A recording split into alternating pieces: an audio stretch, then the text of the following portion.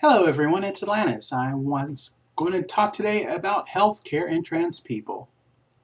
The short answer is everything's fine when you're a trans person and you have no issues with healthcare.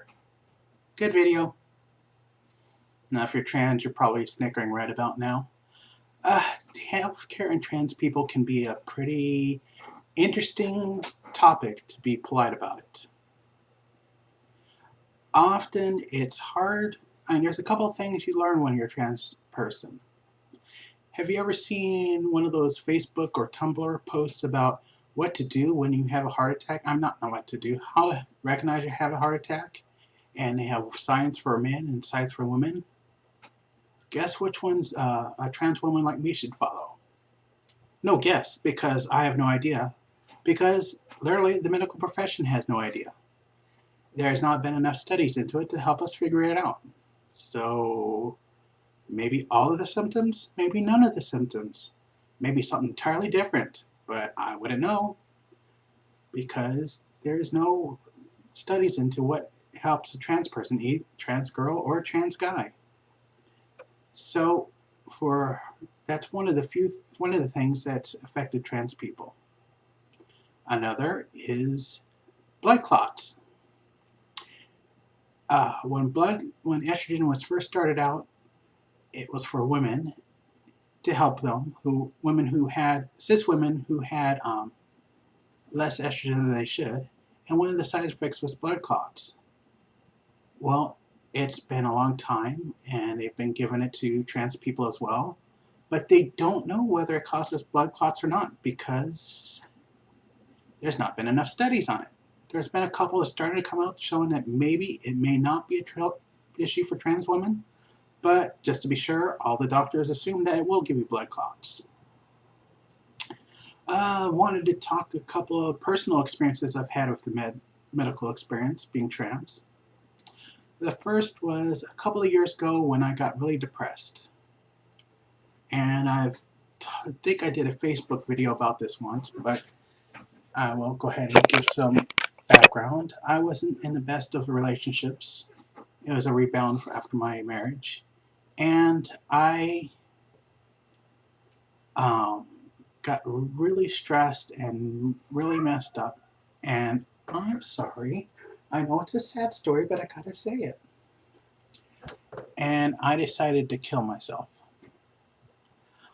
Thankfully, that did not go through, and I ended up checking into a hospital for about a week. My first issue was where to put me. They had a wing for people who were just on hold for mental statuses like being suicidal or depressed, but they couldn't put me there. Why? Because I was trans.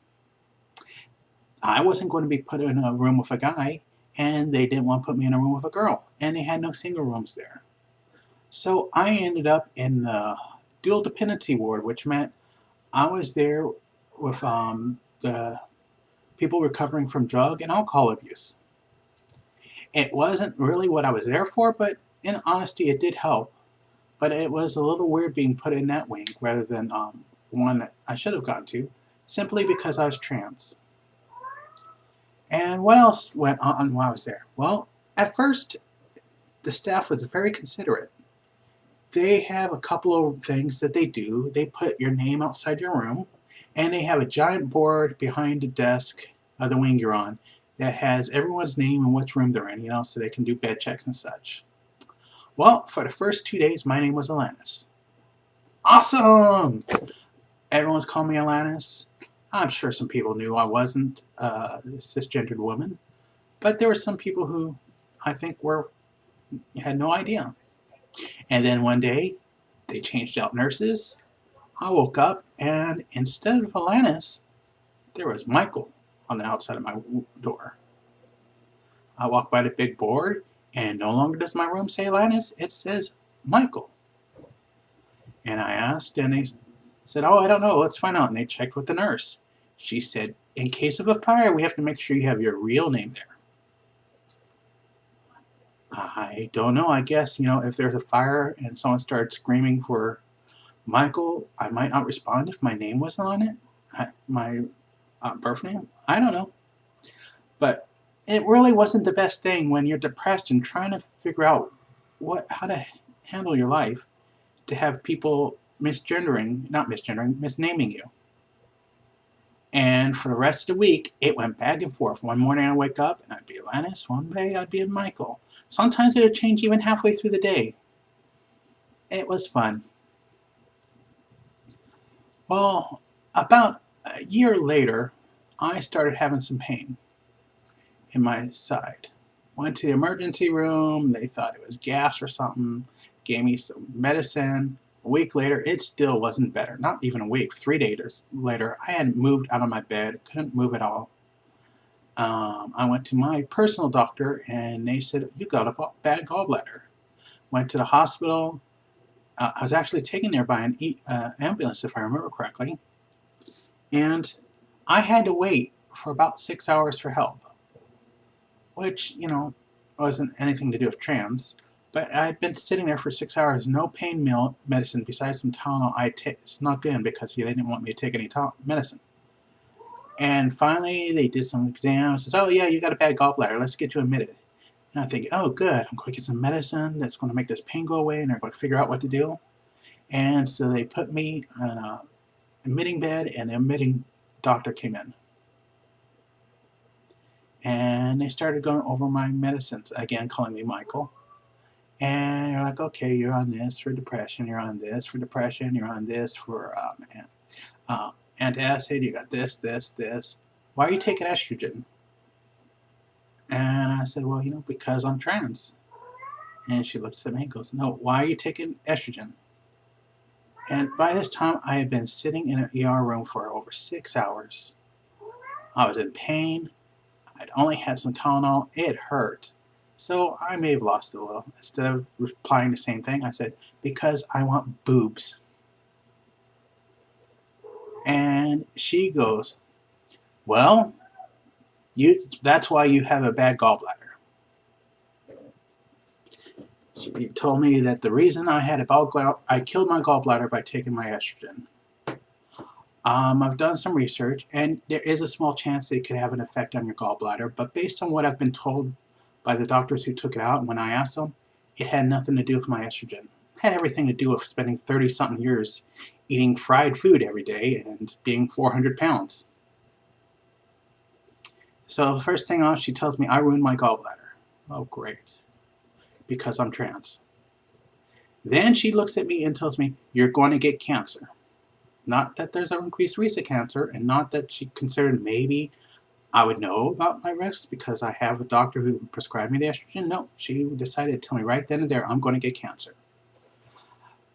As my mom died of cancer when I was 18, it's something I've always been afraid of.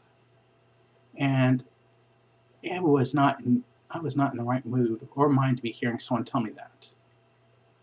And then she walked up and said, you're going to get blood clots in your legs. And just started grabbing my legs and lifting them up, moving them around, squeezing them. And at this point, I had gone to the doctor because I couldn't move, because any movement caused me pain. Laying caused me pain. Laying down, being completely still caused me pain, but it caused less than moving. So how do you think it felt when someone started grabbing my legs, moving them around, shaking them, not too gently? So I was admitted.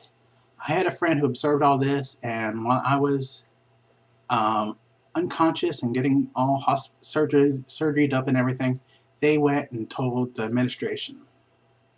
The administration came out to apologize, and it basically was, well, the doctor was just trying to be zealous and make sure everything was taken care of correctly. No, oh, I'm sorry that they treated you this way. I'm sorry that they gave you a hard time. I'm sorry that they misgendered you or was rude. No, the doctor's just doing their best to make sure you're treated correctly. So that was not the best fun I've had going to a hospital. Oh, and it got a little bit worse. I guess you can't say worse. It was more a bit disorienting because they had to.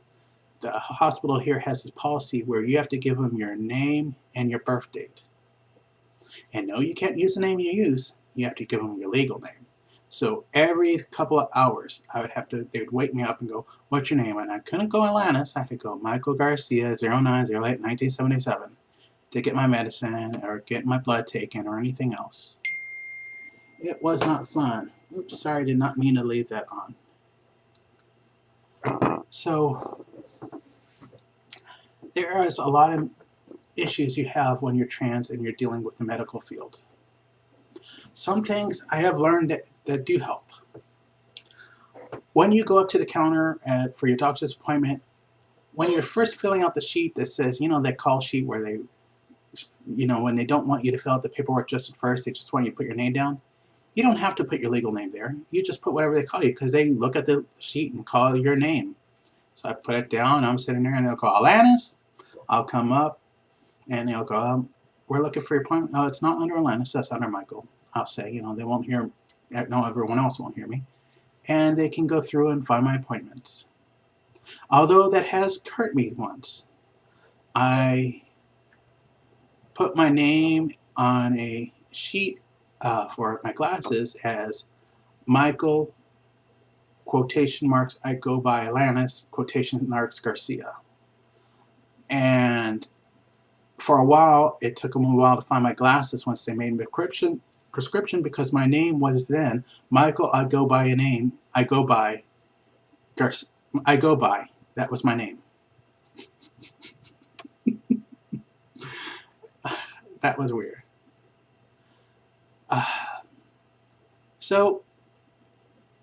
And you've got, there are some states where there are laws now that will make it so that if the doctor decides they don't want to treat you because you're trans, it is now perfectly legal for them to turn you down.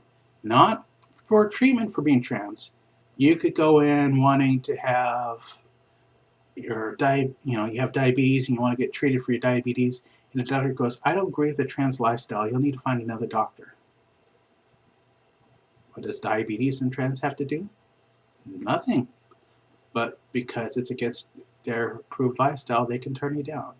Now, I don't know the current status of all these laws because they're always being passed and put out up to courts and getting appealed or upheld. So it's not always clear what you're going to be when you go to the doctor, because at the moment, we're all in a state of upheaval. It's not the most happy of videos, I'm sorry. But I don't have something positive to say about it. I was going to say and say something nice about it, but there's really nothing you can say nice about it. It sucks. Still, despite being misnamed, despite the issues that I have to deal with when I go to the hospital, I am still happy to be Atlantis. And one day my name is going to match, and I'm going to go up, and I don't even have to put my old name as Michael. They're just going to say, Atlantis. And why are there people yelling outside my window? I hope y'all can't hear them. Okay. I hope y'all all have a good day, and I hope y'all enjoy watching my videos. If y'all have any questions, please don't hesitate to put them on my ask on my YouTube page, or on my Facebook, or on my Tumblr. If y'all have any suggestions or anything you want me to talk about, please, you can ask. I'm pretty much willing to talk about everything. I won't talk about sexually explicit things because of the way YouTube and other places work, and because some of my family gets my videos from Facebook, and I'd rather not talk about my intimate details to my family members. Anonymously, I might talk to you, but y'all have a great day. Thank you.